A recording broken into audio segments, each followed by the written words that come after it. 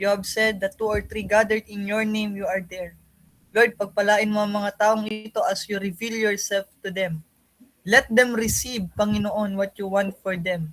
Let them receive, Panginoon, all that you have for them, Father. That, Lord, they may glorify your name. Lord, ano man yung situations, ano man yung mga bagay na nangyayari sa kanila right now, I pray that continue to give them peace, comfort, and love, Panginoon. As I pray, Lord, pangunahan mo ang gabing ito. Let your word be established unto our heart, and let your presence be upon us tonight in Jesus' mighty name. Amen and amen. So yun nga, no, right after I received this invitation, the Lord has given me a word. Nung una I was wondering kasi ang pagkakaalam ko ay healing and deliverance. Pero nagtataka ako, sabi ko, Lord, bakit secret place? Bakit secret place? Until then, nalaman ko na ito pala ay some kind of intercessor and prophetic night. Ayan. Kaya sabi ko, Lord, yung word na inirelease mo sa akin, muntik ko na maibigay din sa kabila. 'Di ba? Na, nakaka-amaze si Lord kasi apaka-timely niya. So meaning to say na itong word na ito ay para sa inyo talaga. At talagang connected kasi in my journey with the Lord, whenever He speaks to me about the topic that He is giving unto me, I always pray for it. I always seek the Lord. I always ask His mind concerning His people. Kasi, one of the things that you will understand later sa ating mapag-uusapan is also, malalaman natin how to know God's power here, how to know His will, and how to know His grace.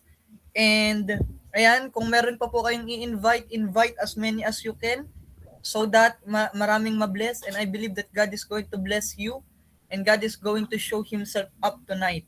So, yun. The Secret Place po ang title ng aking mensahe tonight. So, Kuya Rainer, Prophet, ano po ba ibig sabihin ng secret place? 'Di ba? Secret place is a spiritual location whereby God calls His people to reveal His heart. 'Di ba? Especially when we are praying, like for example, if you are a Christian baptized by the Holy Spirit and fire, if you have speaking in tongues, sometimes no, when you are praying in tongues, you experience different. You experience supernatural thing. When you pray, there is something in you na nagra-rise up. Sometimes kapag the moment you pray, sometimes parang nagre-release ka ng burden, you are crying. Sometimes sobrang init kahit na ang lamig, kahit tutok ka ng electric fan. Dito sa Pinas, sobrang lamig, lately lang uminit ulit, pero whenever you pray, nafe-feel mo na there is something unusual happening to you. 'Di ba? Because you are accessing that specific location kung saan na-encounter ka ng Panginoon. Remember the time when the Lord called Moses. One of the things that you will see is itong burning bush na to. Unang question, bakit hindi siya nakita ng ibang taong dumadaan doon? For sure, merong mga travelers, 'di ba? Na makikita yung burning bush na 'yon. Pero bakit si Moses lang ang nakakita ng burning bush na 'yon? It is because that very moment, the Lord will reveal Himself to His servant Moses.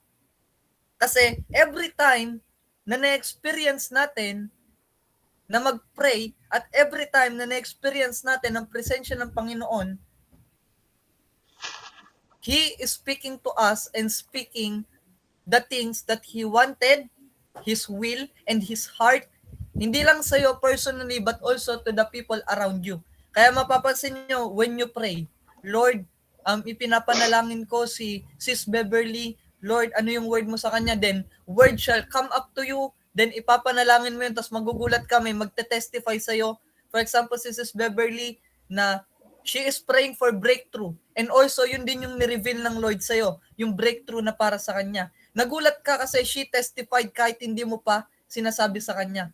Nagulat ka kasi sabi niya, alam mo ba, netong mga nakaraan, na-receive ko na yung breakthrough na ninanais ko at pinagpe-pray ko sa Lord. Grabe. Then magkakaroon ka ngayon ng encouragement sa inyong sarili na, Lord, you really speak to me. 'Di ba? Katulad nitong moment na ito, no? Hindi ko naman alam na it is a prayer intercession and prophetic night. Diba? Tulad nga sinabi ko na dapat deliverance ang carry ko dito at sa kabila to. Pero God allowed me to carry the word of prayer and secret place dito sa lugar na to kasi ito yung message niya. So meaning to say na whenever we pray, we access that spiritual location whereby the Lord is speaking to us. Diba? Sabi dito in Psalm 91, He that dwelleth in the secret place of the Most High shall abide under the shadow of the Almighty. Then verse 2, I will say of the Lord, He is my refuge and my fortress, my God, in Him will I trust. So yung psalmist na ito, he understand that yung prayer, hindi lang siya basta when you speak something. Prayer is kind of you are dwelling into the secret place of the Most High. Now whenever you pray, hindi ka lang basta, Lord, gusto ko ng ganito. Lord, gusto ko ng ganyan. Lord, pagpalain mo ko ng ganito, ganyan. Although it will be a part of it, pero mapapansin nyo that one thing, you are dwelling in the secret place of the Most High. Meaning to say, na kapag ikaw ay nagde-dwell, kung nasan yung Most High, you have encounter with the Lord Jesus. Diba? You can see it when Prophet Moses encountered the Lord, when Elijah encountered the Lord, and every man of God in the Bible encountered the Lord. Saan nagsisimula? Prayer. Diba? Kasi ang prayer, it is not just a communication between you and God.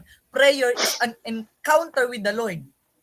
So whenever you pray, you are engaging with somebody. It was something na katulad ng date. The Lord is waiting for you to pray. The Lord is waiting for you to dwell.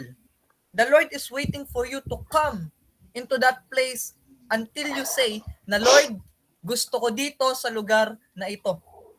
Alam nyo, there's a testimony of mine na mai-share sa inyo concerning this thing. Whenever I pray, I always set in my mind na makikipagkita ko sa Lord.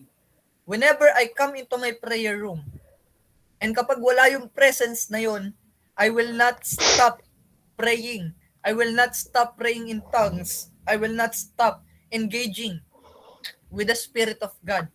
Kasi alam niyo, people of God, it is impossible for you na nananalangin ka sa pangalan ni Jesucristo at demonic entity ang pumasok sa'yo. Diba?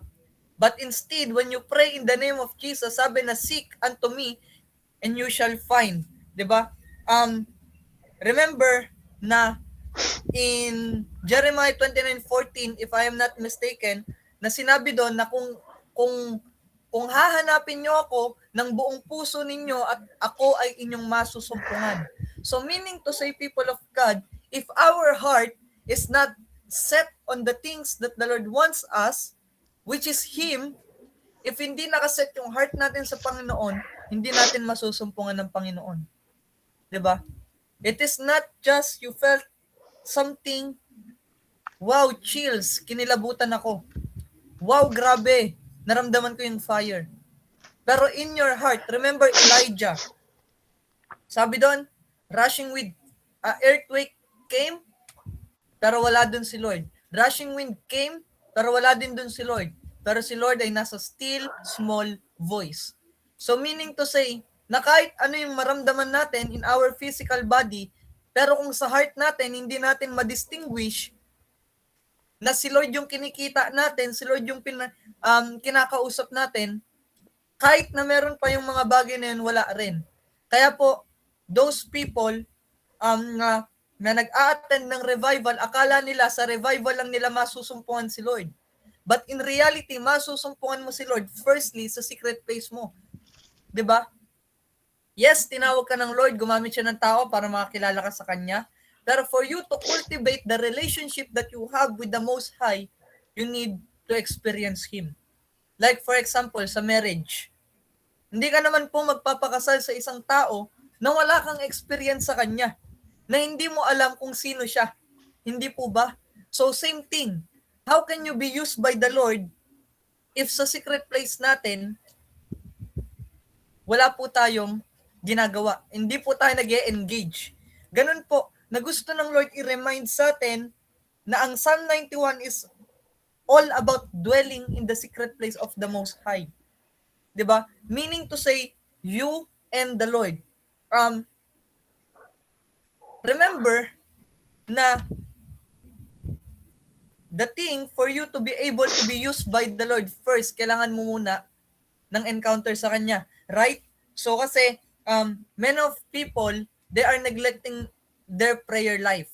Palagi po tayong nasa labas, especially dito sa Philippines. Sa Philippines, usong-uso po ang street preaching. Usong-uso po ang massive evangelism. Usong-uso po yung going to places, pero sometimes kapag ka you ask them kung kumusta yung prayer life nila, they will answer na, medyo nag-i-struggle po ako sa prayer life ko. Remember, people of God, if you love somebody, you will not struggle. Hindi mo makikita yun as struggle. Oo, challenging, pero makikita mo yun is sacrifice para sa minamahal mo. Hindi po ba? Kaya po kapag ikaw po ay dumating sa point na in love ka, kahit this oras ng gabi or kahit hating gabi, mulaga ka para lang makausap siya. Kahit na inaantok ka, 'di ba? You will find a way para hindi ka antukin. 'Di ba? Lahat na tumayo ka na, umupo ka na, nagilamos ka na, naligo ka na ulit, kumain ka pa para hindi ka lang makatulog, para makausap mo ang iyong minamahal. So same thing with the Lord. And one of the message that the Lord has given to me kanina, kasi kanina po, netong nakaraang 2 days po, talagang sumobra po ang lamig. Over po talaga. Like parang bukas po ang aircon ng buong Pilipinas that time. 'Di ba? And I am so amazed on how the Lord speaks to me that time, kasi 2 araw po ako na nagising ng late. Kasi usual po, ang date namin ng Lord ay 4 a.m. sa Philippine time. Kaya po, maaga po ako nakakatulog every now and then.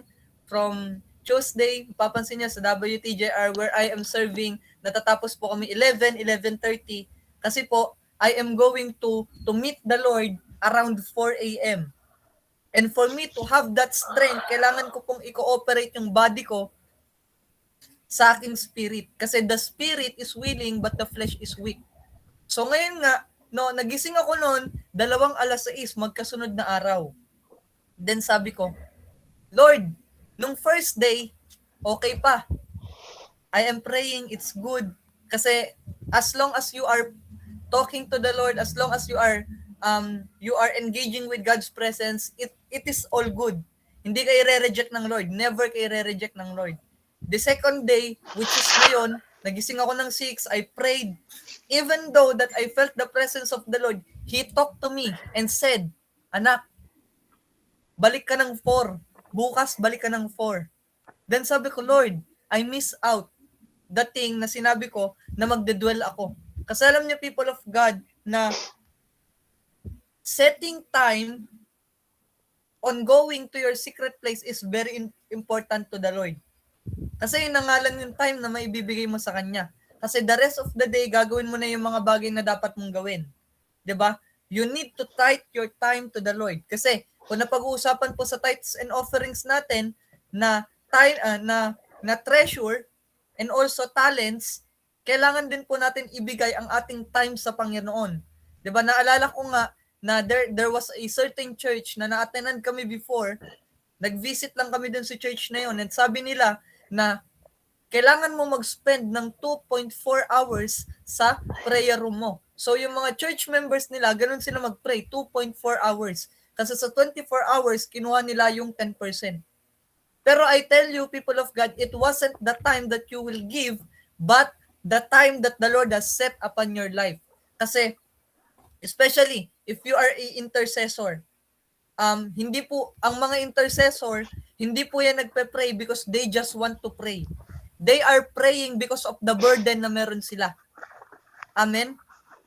I believe in it because I am also interceding. Merong binigay na burden si Lord. Sino yung ipagpe-pray? Kailan ipagpe-pray? Kasi kapag na-miss out po natin yung mga bagay na yon, hindi po magfo-flow yung revelation ng Lord sa atin concerning sa prayer na yon, at maybe the Lord is speaking solution para sa mga oras na yon, pero na-miss out natin. Naalala ko this happened one times, pero it happened many times.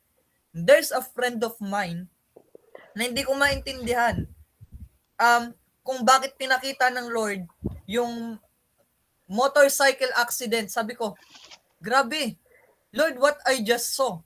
Then sabi niya, sa lugar ng pagkakaisa, merong isang ma-aksidente doon. Sabi ko, Lord, sino? Unang pumasok sa isip ko is yung Nathan. Yung Nathan na yon, I don't know. Kasi siya lang naman yung kilala ko doon eh. Pero meron akong isang classmate doon, friend of mine, na nakalimutan ko na ipanalangin sa Panginoon. At itong tao na to ay nagra-ride siya and gamit niya yung big bike niya. So ngayon, itong tao na to, because lack of awareness sa kung ano yung word ng Lord, at dahil hindi ako nag-pay attention doon, this person ay napahamak po siya. Siya po ay nasagasaan, then namatay sa hospital.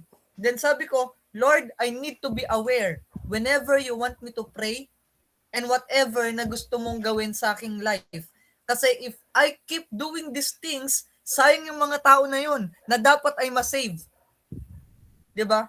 Kaya when you are praying, when you are going to the secret place, diba sa verse 2, sabi dito na in Him will I trust.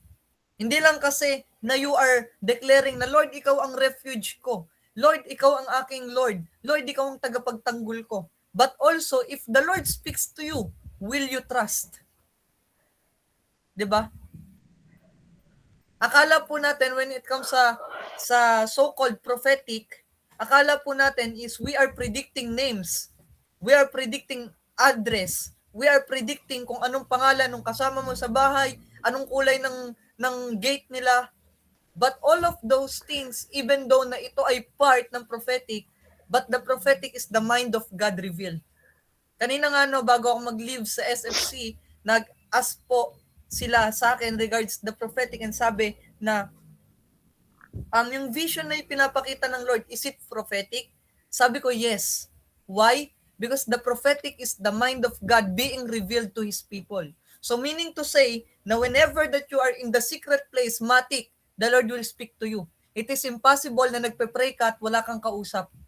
Hindi po tayo nananalangin because we are taught na, kapag gusto ko ng blessing, lalapit ako sa Lord. Kapag in pain ako, lalapit ako sa Lord. No.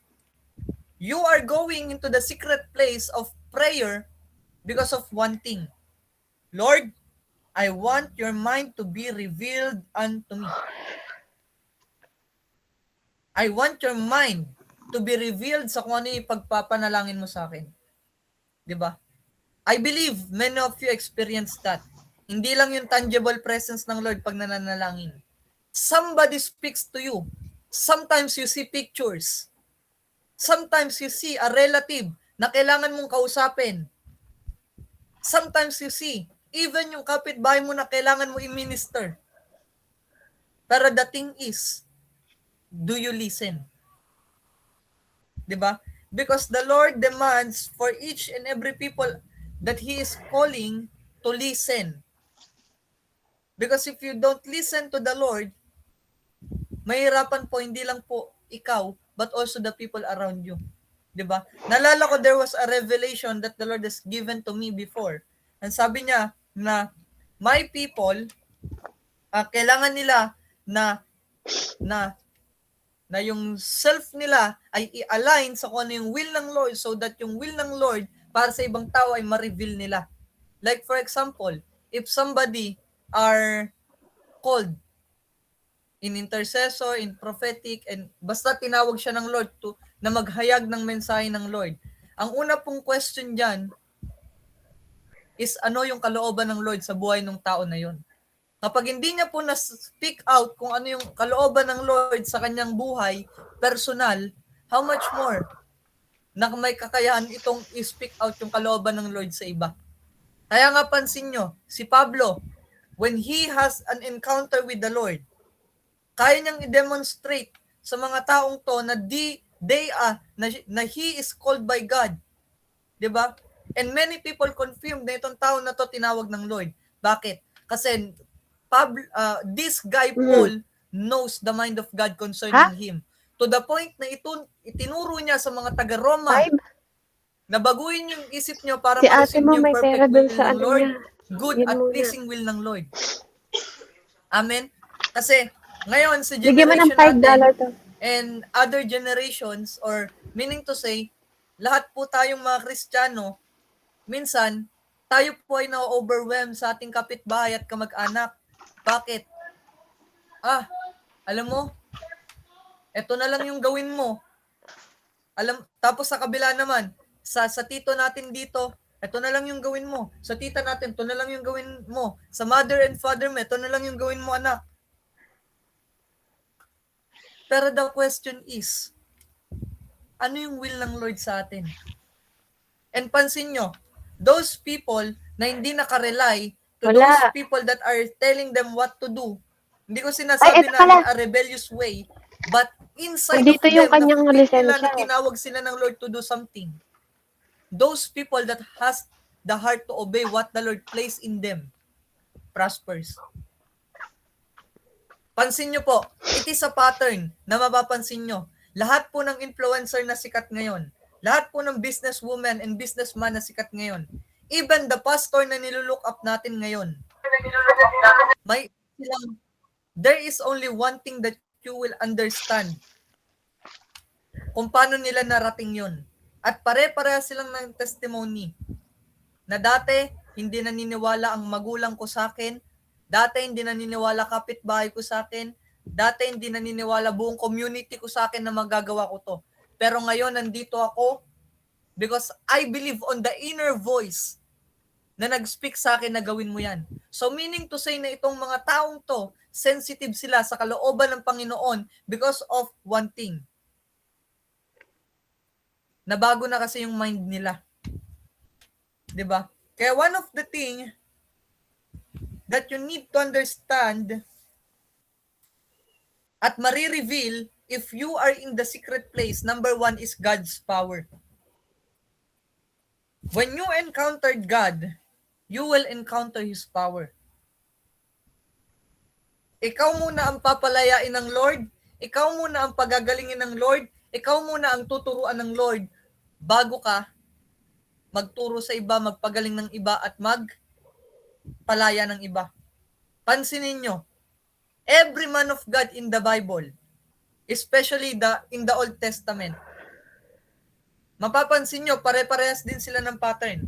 Lahat ng tinawag ng Lord, they carry the power of God. They know the power of God. Katulad ni Moses, 'di ba? Nakita niya na yung burning bush na yon ay hindi nakukonsume. Sabi niya, ano kaya to? Bakit kaya hindi nauubos yung bush? Naglalagablab na. Until then, the Lord called him, Moses, Moses. And after ng encounter niya with the Lord, ano ang nangyari sa kanya? He showed the miraculous signs that the Lord spoke to him. Sabihin mo kay Pero mangyayari to. Day 1, day 2, day 3, hanggang day 10. Sabihin mo kay Pero na mangyayari to. At pinatigas ng Lord ang puso ni Pero. Bakit? Para makita ng buong Israelites na itong Lord ni Moses ay totoong Diyos. Ngayon, malaya na sila. Ano na ang nangyari? Na-stuck na naman po sila. Lumapit siya ulit sa Panginoon, Lord, anong gagawin ko? And sabi ng Lord, Moses, bakit mo ipinapanalangin yung bagay na yan? Hatiin mo yung dagat na pula. So, hinati niya sa pamamagitan ng kapangyarihan ng Diyos. Kasi whenever you encounter the Lord, there is always power that are being manifest. In Mark 15, I think Mark 16 ata ito, it says that these signs shall follow for those who believe. In my name, they will speak in other languages. In my name, they will heal the sick and they will cast the demons out. So meaning to say that if you have encounter with the Lord and you believe that it is the Lord, signs, miracles, and wonders and God's power will follow you. 'Di ba? And marami po sa atin are wondering, how can this young man, a 22-year-old young man, doing these things, ministering to people. 'Di ba? Without na hindi pa siya nakakapag-Bible school. It's just he flows on what the Lord says. How is it happen? 'Di ba? It is because of that encounter I have with the Lord. 'Di ba? Kasi if you don't encounter the Lord, wala pong mangyayari. Kaya pansin nyo, may mga tao na they are preaching according to their own understanding, they are preaching, and some of these people are telling na ang power ng Lord ay nagsis na. Kasi marami pong darating sa ating buhay na they will start to demonize what you are doing, what the Lord is, they will demonize what the Lord is doing unto your life, your ministry, your family, and everything na ipinagkatiwala niya sa'yo. When I first walk in the calling that the Lord has given unto me, unang na-encounter ko, people are demonizing me. They say that not everyone who calls me Lord, Lord will enter to the kingdom of heaven.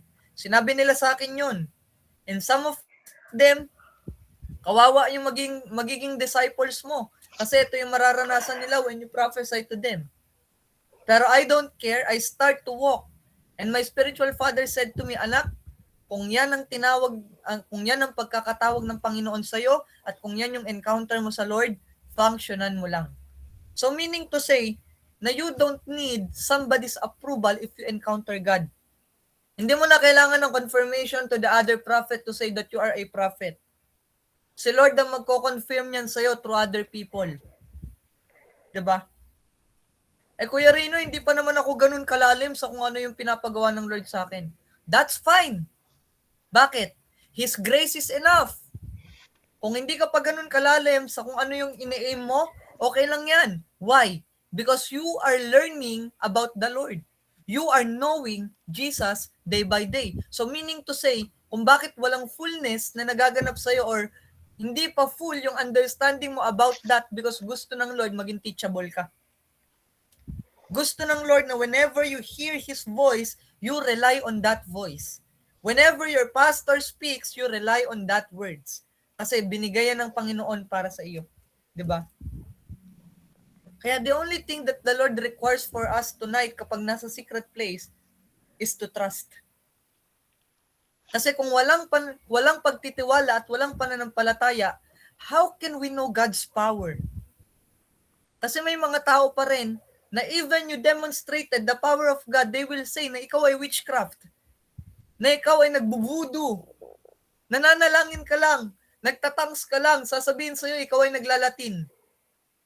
'Di ba? Because they don't understand. Pero ikaw ang may encounter sa Lord, ikaw ang nakakaintindi, just love them. Hindi po ba? Trust the Lord kasi it might be the process that the Lord wants you to endure.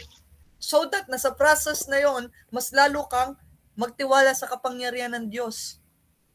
'Di ba? Iba't ibang way ang power ng Lord mag-manifest para sa mga tao niya. Sometimes the power of God manifests in healing. Sometimes God's manifestation of power sa casting out demons. Sometimes God's power kapag ka ikaw po, 'di ba, nakakaranas ng malubhang karamdaman, wala nang gamot, at kahit albularyo ay hindi kayang gamutin. God's power will dwell on you, tapos magugulat ka, boom, restored. Pero the greatest power that you will receive from the Lord is a changed life. Bagong buhay. 'Di ba? So, i-connect po natin tong Psalm 91 verse 1 to 2 sa 2 Corinthians 5:17 if I am not mistaken. Sabi doon, if anyone that are in Christ is a new creation. 'Di ba? 2 Corinthians 5:17. Anong gagawin mo Sabi ngayon? dito, therefore, if anyone is in Christ, the new creation Lagi mong ginagawa yan? Di lagi ka the new nang creation absent? has come, the old has gone, the new is here. So meaning to say, Siguraduhin the mo lang, greatest Kiel, ha? power of Hoy, God that He can manifest into this world Mag-ano is ka a daw? changed life. Mag-urine test ka ulit. Ngayon. Kahit may napagaling po tayong tao, Ha? kung hindi naman po yan na bago ng Lord, it means the power of the Lord is not Umihi in ka nga that at bago person. ka umalis, Kasi ipakita kay remember, daddy mo. whatever we do with for the Lord has always a fruit. And yung fruit na yon ay those people that are being changed by Dadalawa na Him. lang kayo sa CR ninyong Kaya dalawa nga, ha. people of God, na Karumi-rumi na naman. even though prophecy is amazing, even though healing is amazing, even though casting out demons is amazing, for me, the most amazing thing that you can receive is a changed life. Yung changed life, kasi it is a power of God.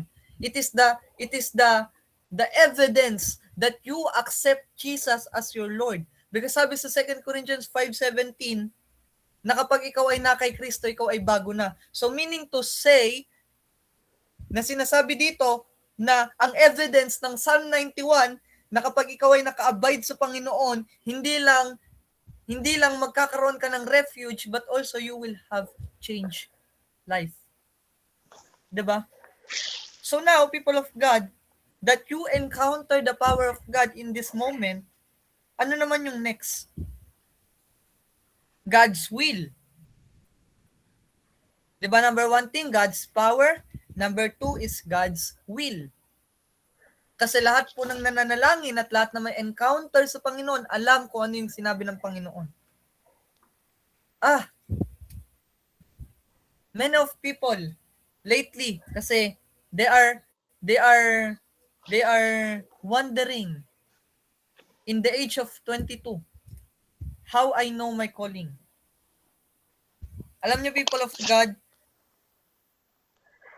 we need to dwell in it. We need to dwell in the secret place of the Almighty to know His very will. Kasi kung hindi po natin uugaliin na tayo ay nasa secret place ng Lord, paano po natin malalaman kung ano yung sinasabi niya about sa atin? Ha? Diba, in the book of Job, sabi doon, na the Lord speak once, yea twice, pero hindi napiperceive ng tao. Bakit? Kasi hindi po tayo nagdedwell sa kung nasan si Lord. How can Elijah to become a powerful prophet? How Samuel to become a powerful prophet? How Paul the apostle to become powerful apostle? And other men of God in the Bible, how they become, paano sila magiging kung ano sila ngayon? Because they know the will of God. Diba? Alam nyo, especially in the Old Testament, there were no pastors there. And yung mga high priest pa, diba, yung mga high priest pa, some of them defiled. Kaya nga po, diba, when the Lord poured out His wrath, damay po pati high priest, damay po pati mga priest. Buong bansa po nila nagsasuffer. Because the priest should intercede for the people of Israel, pero dahil defiled din po ang mga priest before, the Lord's anger is being poured out to them. So ngayon, Elijah or the other prophets is being called by the Lord. At pansin nyo po, even though na napapersecute sila, pero no prophets, walang propeta ng Panginoon sa Old Testament ang na-pour out ng Lord ng wrath niya. Diba? Even si Jonah, niremind lang siya ng Lord pero hindi siya ginudge ng Lord. Like literal, you'll die. Diba? Kasi meron silang encounter sa Lord na alam nila kung ano yung kalooban ng Lord. Kahit na walang nagsabi sa kanila. Sometimes when we are praying, may pinapa-start si Lord sa atin. Anak, start that ministry. Anak, start that charity. Anak, start to support this. Anak, start to do this. And kung may student man, anak, mag-preach ka sa school. Kung sa work man, anak, mag-preach ka sa kanya. Alam niyo, people of God, one time, I share you the genesis of my ministry works. Naalala ko before, nung aking father ay na-hospital, dati, hospital was not a place ng kagalingan sa aking father at sa akin personally. Hospital is my training ground to preach the gospel. Na every time, like for example, before, nandun kami, sinugod si Papa sa Alabang Med, I received a word from a prophet sa dati naming church. And she said to me, may ipapanalangin ka na nurse. Sabi ko, Lord, who is her? Until then, I was praying. Then sabi ng Lord sa akin, anak, yung nurse na papunta ay paakyat na. At bubuksan niya na yung pinto at papasok. Then the conviction of the Lord arise in me na hindi ko pwedeng i-disobey yung word na yon. Until then, I prayed for that person. I prophesied to that person, and that person, kinabukasan, nag-day off siya. Or natapat siguro na kinabukasan na yung day off niya, pero hindi ko na siya nakita again. February moment na yun, 10. I've Kel, nag-ano realized ka na ha? the Lord, Before totoo yun, nga, nag-ano ka na, nag-negative ka hospital na. Huwag mo is not sabihin yun, nababalik ka na naman kung kailan ka something na bumalik. dapat katakutan, but dapat alamin natin kung ano yung will ng Lord dun sa lugar na yun. Because One you are month there hanggang for a December yun. purpose and reason. Diba? Then nilipat si Papa sa kabilang Hanggat di ka ospital, sa nagbabago. ospital ng Muntinlupa. Then what Oh, happened tingnan mo, next sagot again? ka pa rin ng sagot. Oh, Many people, oh as bakit? in many, Ganun talaga yung parusa. Buti nga, nakakasama mo pa mga are kaibigan mo ngayon. are Para being kang hindi prayed for. grounded. I pray for them because the Lord told me Huwag to mo ko pray for them. sasagot-sagutin. I Gagawin release ko a pag word for them. 2027 yun kung And gusto mo. some of them yung anak nila, mga kasama nila doon, even their finances, when we pray, everything is getting answered. Then doon ko na-realize that it is important to always communicate with the Lord knowing the will of God. Kasi kapag hindi natin alam ang will ng Lord para sa buhay natin, wala pong magaganap sa buhay natin. Diba? Kaya, whatever the Lord puts in your desire na simulan, I tell you, people of God, start it. Amen? Matthew 7:7-8 says, let's open our Bible in Matthew 7:7-8. Sabi dito, ask and it shall be given, seek and ye shall find, knock and it shall be opened unto you. For everyone that asketh receiveth, and he that seeketh findeth, and to him that knocketh it shall be opened. So meaning to say, na whenever that you are praying and asking the Lord about something, He will give it to you. It is impossible that when you talk to the Lord about something ay wala siyang sagot. There is. Sometimes the Lord is molding your heart kung bakit hindi pa natutupad ang ating question or ang ating mga tanong sa Lord concerning His will. Bakit hindi niya nire-reveal agad? Because He is molding your heart. And kapag position ka na, doon niya na i-reveal sa'yo. I remember one time I was so confused. Many people are calling me evangelist sa dati naming church. Pero I'm the only one. Kung tinatawag nila akong evangelist doon, I'm the only evangelist that prophesying to them. Daily. Imagine. And I've realized na, Lord, this is not the call that you have given to me. Then yung confusion ko na yon,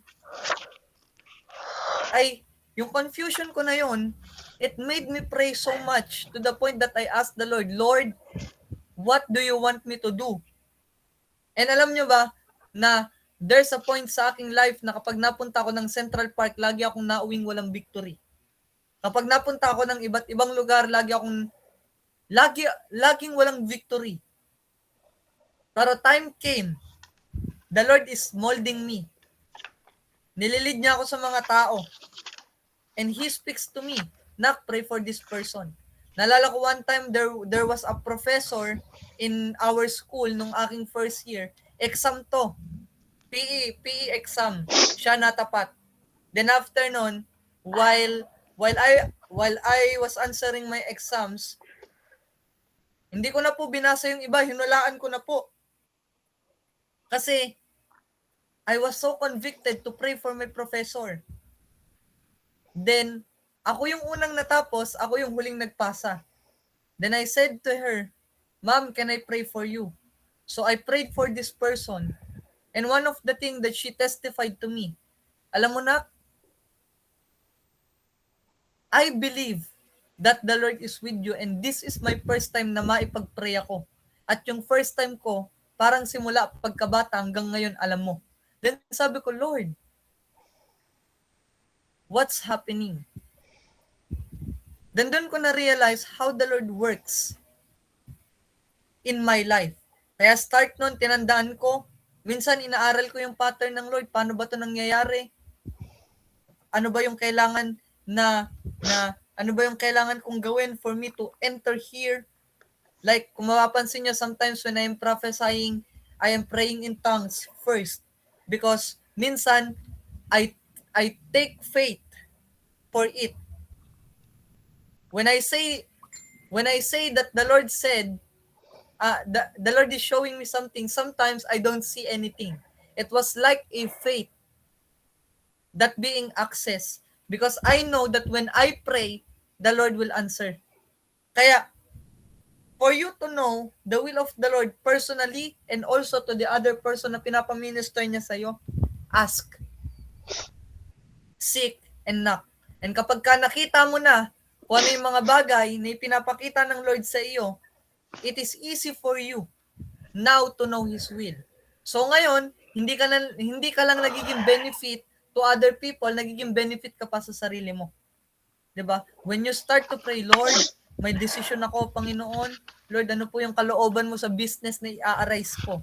Then suddenly, when you are praying in stillness, you are in the secret place. Sometimes when you are meditating, the Lord will speak to you. Sometimes in a small thin voice, sometimes in a vision, sometimes in dreams. And you will know kung kailan ka mag-go or hindi. 'Di ba? Kasi you ask. Alam niyo, people of God, I've realized that the ministry of the prophetic is not speaking about your location, kung saan ka nakatira. But you just ask the Lord, Father, ano yung will mo? Lord, ano yung kalooban mo? Katulad nga ng in-speak out ko sa kabilang fellowship, no? Ang kalooban ng Lord ay already build up na. Andyan na yung kalooban ng Panginoon. Ano na ang kailangan mong gawin? Pull it down. Ano sabi ni Jesus nang tinuruan niyang mag-pray ang kanyang mga disipulo? Let your kingdom come on earth as it is in heaven. So meaning to say, it is a pulling down from top to ground. So meaning to say, Lord, I know that you are showing me something. I will pull it down. So meaning, ano bang ibig sabihin ng pulling down na ito? Cooperation sa kung ano yung word ng Lord. Like katulad nga ng sinabi ko sa inyo, na when the Lord called you in ministry, pinakita niya sa'yo na magkaka-church ka. Pinakita niya sa'yo na maide-disciple ka. Ano ang next thing mong kailangan gawin? Hindi na ipanalangin na, Lord, may it happen. Why? Kasi pinakita niya na sa'yo yung kailangan mangyari. Ang next thing mo na is, Lord, ano yung instruction mo para maganap to? Kasi kung palagi tayong let your will be done, kahit nandyan na yung will ng Lord, gagawin na lang natin, hindi po mangyayari yon. Naalala ko one time, no, this was before, na maraming tao nagsasabi na, baka kalooban na talaga ng Panginoon na mangyari yan. Like imagine, coming from somebody that are saying that they are prophetic, then sasabihin nila baka. There's no sureness. Hindi pwedeng magbaka ka when you are prophetic. Hindi pwedeng baka nararanasan and things. Baka yan ang kalooban ng Lord. No. Imagine, if there's somebody na family mo na may sickness, pero sinabi ng Lord na, anak, hindi ko pa siya kukunin. Clear naman sa mind mo na may instruction ng Lord na panalangin mo yan. Anong kailangan mong gawin? Panalangin mo siya. Hindi yung sasabihin mo, hindi, baka kalooban ng Lord na magkasakit siya. Panalangin mo kasi may command ka eh. So meaning to say, to pull out from heaven kung ano yung kalooban ng Lord, hindi ka magbabaka sakali. Sure ka na magaganap to. I remember one time nung pinagpe-pray ko yung laptop ko. Wala akong laptop dati. The Lord told me, or it is my desire. And I said to the Lord, Father, I pull down. Nakita ko kasi na yung isang member ko before, meron po kaming online fellowship before, Then, meron kaming member na nakararating lang ng laptop niya. Nakita ko yung laptop niya, then sabi ko, Lord, I pull it up. Gusto ko din magka-laptop para sa ministry works.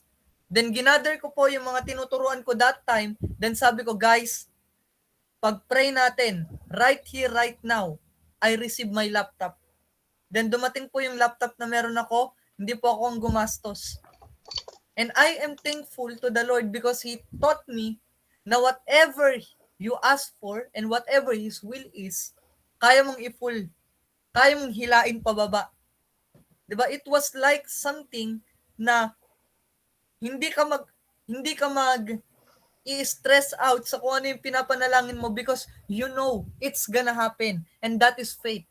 Faith is the assurance of the things unseen, the evidence of the things hoped for. So meaning to say, yung unseen doon is not natural.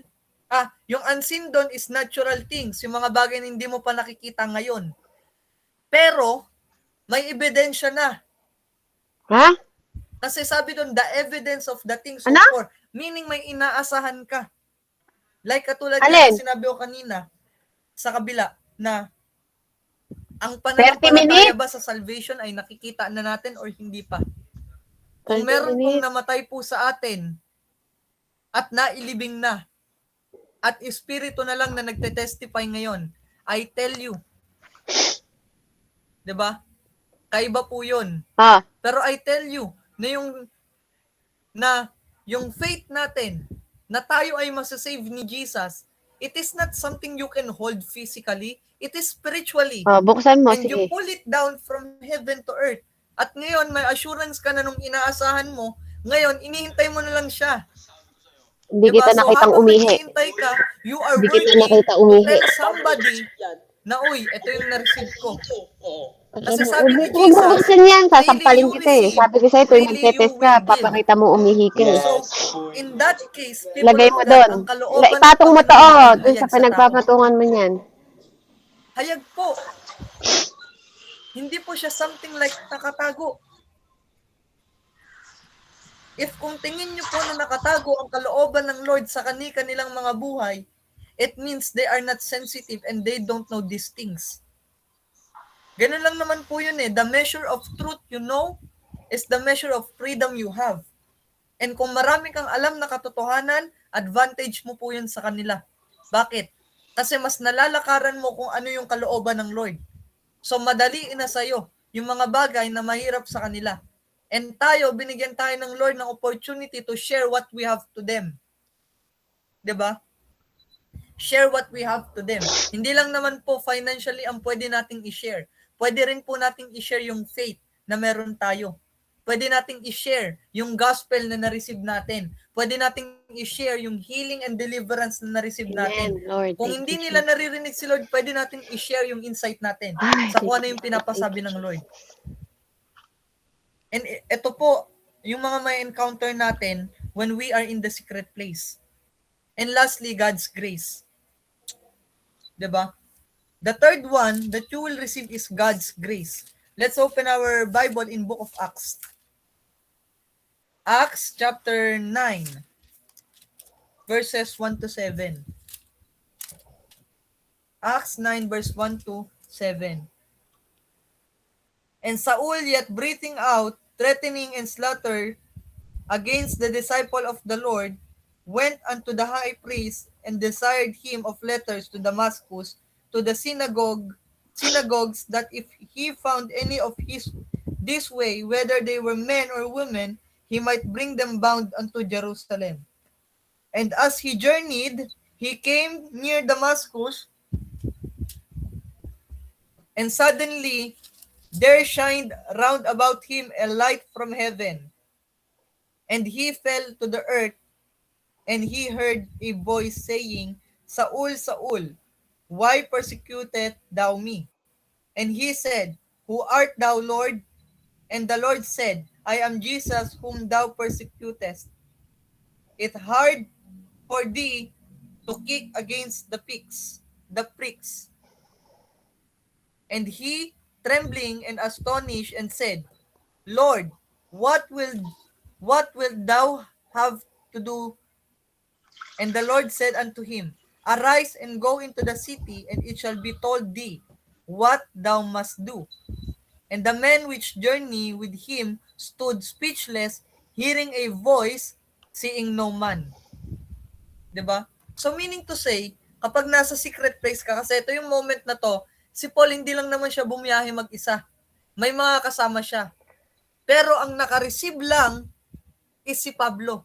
So meaning to say, na it is Paul's secret place with the Lord kung bakit si Pablo lang ang kinausap. And kung tatanungin niyo po, ano po ang na-feel ng mga taong nandun, ay na-feel po nila yung presensya nung kung ano yung nagpakita kay Pablo. Presence lang. Hindi po yung encounter na meron si Pablo. Kasi sa secret place po natin, maaring ang secret place po ni Sis Beverly ay iba sa secret place ko. Bakit? Kasi magkaibang person kami. Pero sometimes when the Lord showed me something or the Lord showed her something, ma-feel ko na the Lord spoke to her or the Lord spoke to me. Kasi we have the same spirit. Pero magkaiba lang kami ng room na tinatawag. Like for example, sa classroom. Kahit pareho tayo ng professor, kung magkaiba po ang subject na tinuturo niya sa atin, hindi po tayo magko-connect. Pero kilala natin yung professor na yon. Ito yung professor ko sa math. Ayan naman yung sa science. 'Di ba? So meaning to say, na even so magkaiba tayo ng subject or magkaiba tayo ng room, we have the same Lord. So if we have the same Lord, what will happen is like what happened to Paul. They encountered the Lord, but the only one na pinakitaan ng ganung revelation ay si Pablo lang. 'Di ba? Kaya, people of God, when you receive God's power, when you receive God's will, ibibigay niya sa yung grace. Kasi walang nakasumpong sa Panginoon na hindi binigyan ng grace ng Panginoon. Kaya mapapansin niyo ang ating life testimony ay kaiba. 'Di ba? Life testimony ko, I will testify a bit. Dati po ako na sex addict, na lahat po ng girls na ma-meet ko, no? Kumbaga parang ang habol ko lang sa kanila is yung body. Kasi syempre that time binata eh. 'Di ba? Kumbaga ang tawag ng makamundong tao, pleasures of youth. Pero ang tawag ng Kristiyano, fleshly desire. 'Di ba? So ganun po ako before, and na-involve po ako before sa pag-worship kay Satan in a way of singing metal music. 'Di ba? Na yun po ang aking naging lifestyle before. And I receive God's grace when I meet her. So na-meet ko po si Lord kasi even though na tinuruan ako ng father ko at sinasama ako sa Catholic Church, no, hindi ko pa po kilala ang Panginoon that time. Pero na-meet ko po si Lord around 2020. At doon po ako nagsimula na yung 2 years ko, 2020 to 2021, hanggang 3 years pala, 23, doon po ako minold ng Lord, 24, 25, and until now, 20, doon na po ako ginagamit ng Lord. So meaning to say, I received that grace from the Lord. Katulad ni Pablo, 'di ba? Sometimes, kahit feeling po natin na sobrang makasalanan natin, when we pray, the Lord will say to us, my son, my daughter, mahal kita. Nalala ko nga po, one time the Lord revealed to me His heart. And iyak po ako ng iyak that time. Kasi sabi ng Lord sa akin, anak, kahit ilang beses kang madapa, hindi magbabago pagmamahal ko sa'yo. Sabi ko, Lord, what a grace. What a love I received from Jesus. 'Di ba? Na ang tao, kapag nagkamali tayo sa tao, wala nang grace. Magbabago na ang paningin nila sa atin. Na para bang buong buhay tayong naging pagkakamali. Sometimes, ganun ang mga tao. We understand kasi yun yung human nature. Pero si Lord, kaiba siya. He is holy. He is the God who can forgive our iniquities.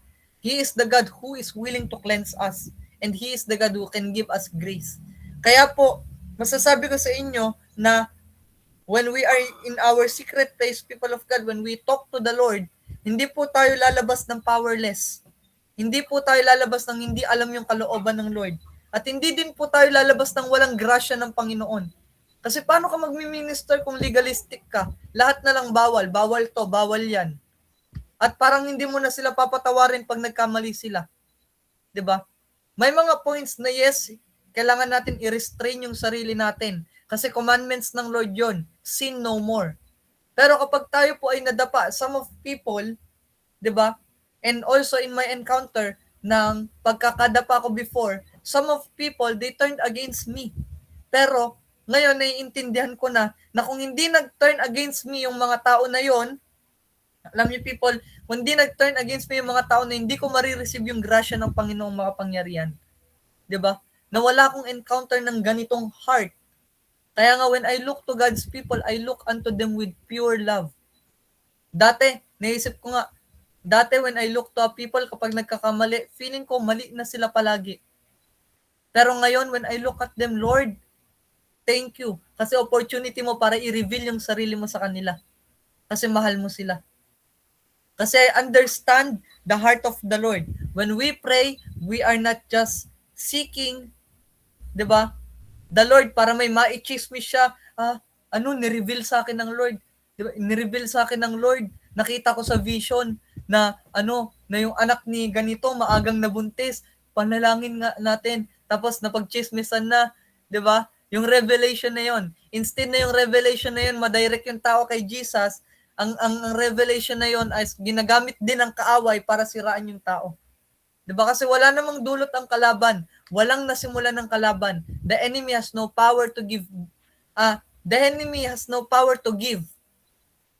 His power is to take. 'Di ba? So kung ano yung gifts na meron ka, the enemy will come after it. Sa panong paraan? Lalagyan ka niya ng impurity sa inyong pag-iisip. Na kapag nakita mo yung vision na yon, isipin mo hindi galing sa Lord. Isipin mo, ay kasalanan to. Isipin mo na mas angat ka sa iba. Hanggang sa ma-point yung glory sa iyo at hindi na sa Lord. 'Di ba? Kaya people of God, if you are in the secret place, God will reveal His power to you. God will reveal His will to you. And God will reveal His precious grace to each and every one of you. 'Di ba? Ganun po. Hindi po siya ganun kahirap malaman kasi ang Diyos natin ay mapagbigay. Ang Diyos natin, kapag hindi natin maintindihan ang kanyang ways, ipapakita niya sa atin. Ituturo niya sa atin. Ganun po ka-gentle si Lord Jesus sa atin. Na gusto niya na tayo ay lumago sa kanya. Minsan nga, alam niya, people of God, sometimes when I look in the vision that the Lord is giving to me, minsan hindi ko po talaga maintindihan. Pero ang aking prayer lang, Lord, hindi ko ma-interpret kung ano yung nakikita ko. Ikaw na po yung bahala na mag-interpret nito. Then days comes, minsan umaabot ng days, minsan umaabot ng instant. Pero ang point nun, the Lord interpret to me. Diba? Katulad ng mga bagay na minsan nangyayari sa buhay natin kapag hindi natin maintindihan, di ba? Kapag may mga bagay na nangyayari sa buhay natin na hindi natin maintindihan, later on, maintindihan natin kapag tapos na. Kaya pala ako naghirap. Kasi gagamitin ako ng Lord para mag-bless. Para yung puso ko maayos. Para kapag meron na ako, hindi ako magyabang sa kanila, instead i-bless ko sila. 'Di ba? Kasi minsan, the Lord speaks to us, then when He speaks to us, magre-rema na lang yon. I-meditate mo yun until na ma-realize mo, okay, ito pala yun. 'Di ba? Kaya God is good. Once again, God is going to reveal His power. Kapag tayo po ay nanggaling sa secret place, God is going to reveal His will, and God is going to reveal His grace. Ayan, i-prepare po natin ang ating heart because we are going to pray. Kunin ko lang po ang aking instrumental, then we are going to pray. And I believe God is going to do something para sa bawat isa. Kaya tayo po ay maging ready sa encounter na ito. Hallelujah. Pamute ko lang po si Rebe Shakatia. Green, pamute ng mic. Please. Amen. Sorry po, Pastor. Okay. Ayan. God is good. Thank you, Father. We are going to pray right now. And pwede po nating i-practice ito, people of God. Pwede po nating i-practice ito. Lord, show me kung ano yung mga bagay na gusto mong ipakita sa akin. Speak to the Lord right now. Father, speak to me. Lord, I want to know your will. Gusto kong malaman, Panginoon, kung ano yung mga bagay, Panginoon, na gusto mo. Hallelujah. Lord, sa mga oras na ito, Lord, dinadalangin ko po na ikaw po ang mag-move. Holy Spirit, you can move freely in our midst right now. Thank you, Lord, sapagkat napakabuti mo, Lord God. Hallelujah. Thank you, Jesus. The Holy Spirit is here. The Holy Spirit is like a dove hovering right now sa bawat isa. I know some of you, you feel the tangible presence of the Lord. And I'm going to pray for you as the Lord commanded me to pray for each and every one of you. Hallelujah. Father, in the mighty name of the Lord Jesus the Christ, Have mercy. Lord, tinataas ko si Jane. The moment I saw you, Ate Jane, hear me and hear me by the Spirit of the Lord. The moment I saw you, I saw a trash. It was like a trash. Then when I look in this vision, I see a word recycle.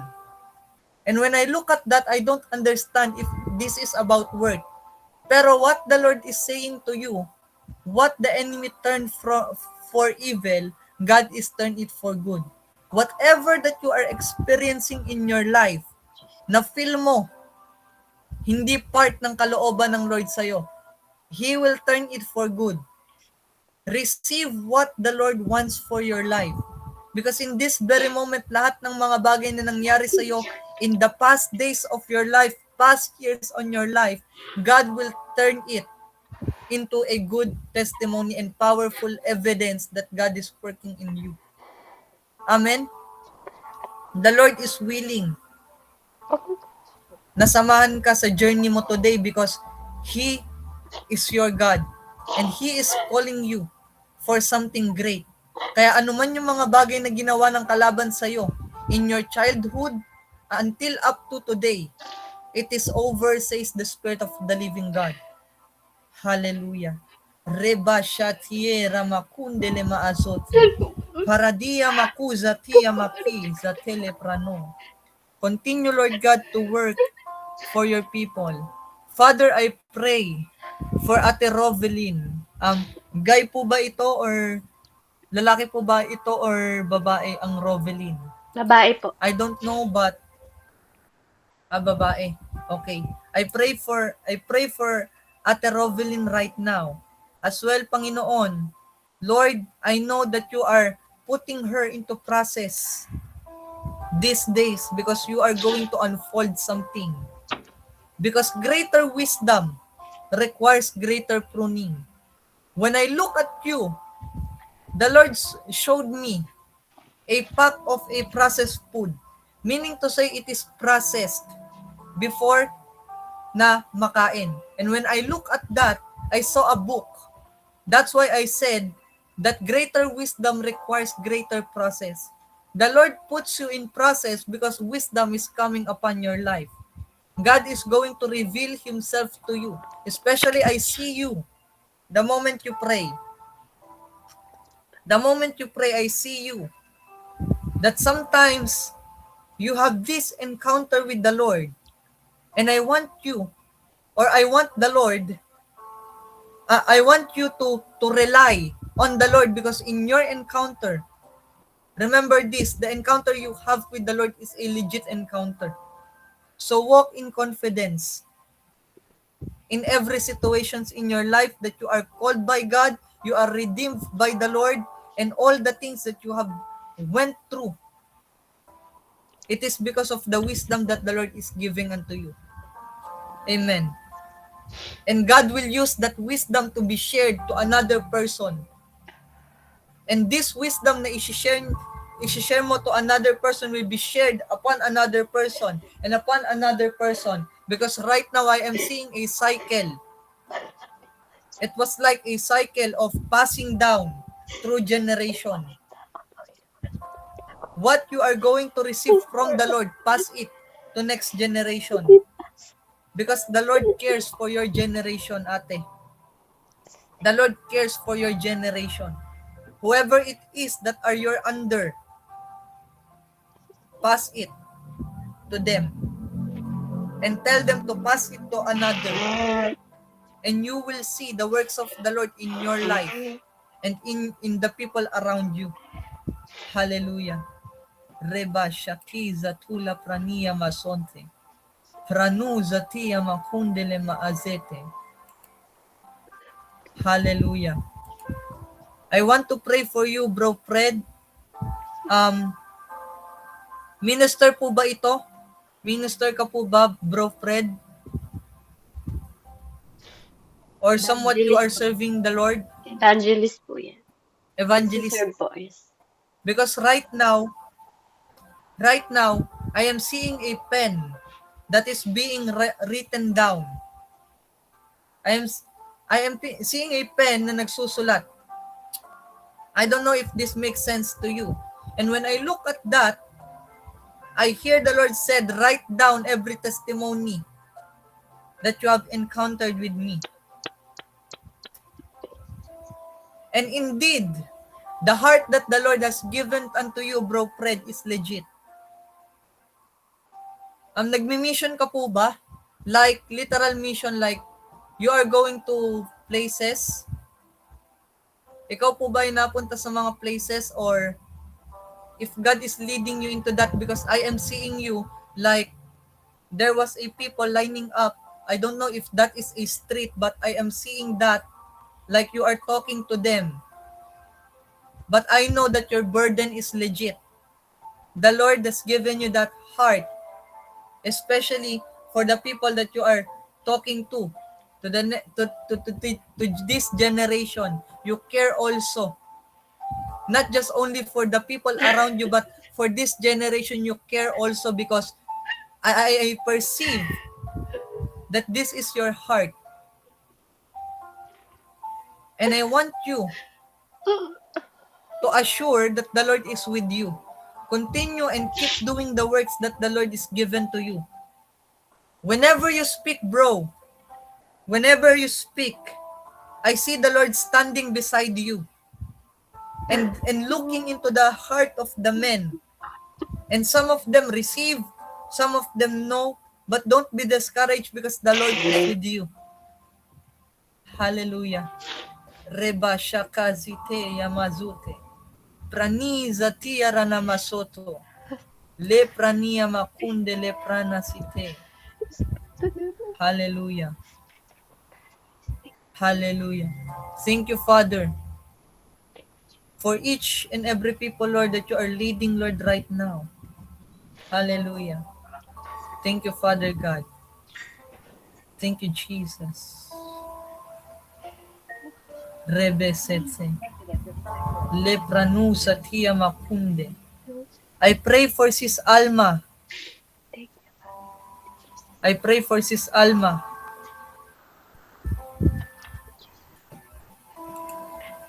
Thank you, Lord. Reba shatia radamasoto. Thank you, Jesus. I am seeing right now a vision that I am praying for the Lord right this very moment. Because when I look at you, I see a bread. I saw a bread na hinihiwa siya. It seems like whenever that there is a blessing that are coming to you, you always share. It makes sense po ba? I don't know if this happened or is this happening. But when I look at that, I saw that there is a bread or there is a blessing that you are sharing. I don't know I don't know whom specifically, but it is indeed the heart that I am seeing unto you. And as well, when I look at that, I understand that the Lord is seeing what you are doing. The Lord sees what you are doing in hidden.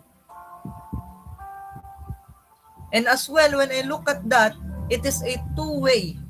It is not just because you are blessing somebody, but also you are receiving from that. And I hear the word of the Lord saying to you, rely on the revelation I am giving unto you. Rely into the revelation I am giving unto you. Kasi yung mga bagay na nire-reveal sa'yo ng Lord, it is not just only for you. It is also because you are gifted. You are gifted by the Lord to spread out that kind of bread. And this bread, now I understand that this bread is the very word of God. Continue to do it. Whomever na makausap niyo po, continue to do it. It is not just blessing in other way, but also to share the word of the Lord towards them. Whatever it is that the Lord placed into your heart, share it to the people of the Lord that is being na nilalapit niya sa'yo because you have that grace na si Lord mismo ang maglalapit ng mga tao sa'yo. Diba? It was like that you are a light.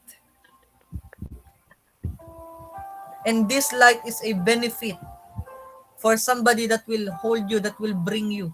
So meaning to say that people around you will benefit unto you because you are anointed for it.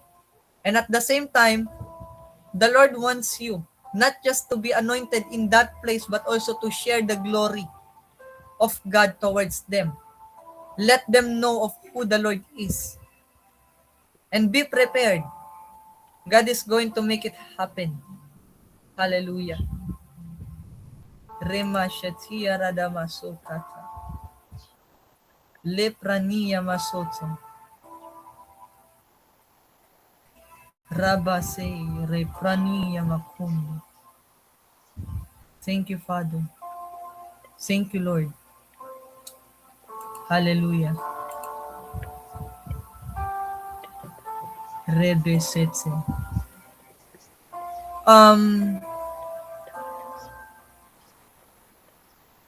Thank you, Jesus. Reba Shatia Ranamas. Thank you, Father God, for everything. Thank you, Lord. Ate Andrea, may I ask you for something? Ayan, you can use the chat box po. Ayan. Ayun. Is there any desire in your heart to start up business or you are in the business field? Is there any Amen desire? May desire Yes po ba? po, amen. Ah. Yes po, amen. Because when I hear the Lord, kanina, while I am hearing the word of the Lord, I kept hearing the word, there is somebody that is desiring business. And sabi ko, Lord, who is that person? And I saw the Lord, and he was like, para siyang nandito sa Jimit and point to you. That's why I asked you. So whatever that you are desiring, especially that business, start it. The Lord will go before you. And I see you producing money for that business. It is because the calling of the Lord is also abided to that, what you are going to do. Yung business na yon is also become a blessing. Kaya be prepared po and start it. Ano po yung desire na ibinigay ng Lord sa iyo concerning business? Amen? And that is the word of the Lord towards your life. Hallelujah. Reba Shatia Ranamasoto. Prani Kazuta la Pranon Sateya Makuzi te Prania. Hallelujah. So I would like to release this general prophecy para sa lugar na ito. para sa fellowship na ito. And Sis Beverly, as a head of this ministry, the Lord is saying to me that that this ministry is like yung kotse na pwede siyang pambundok.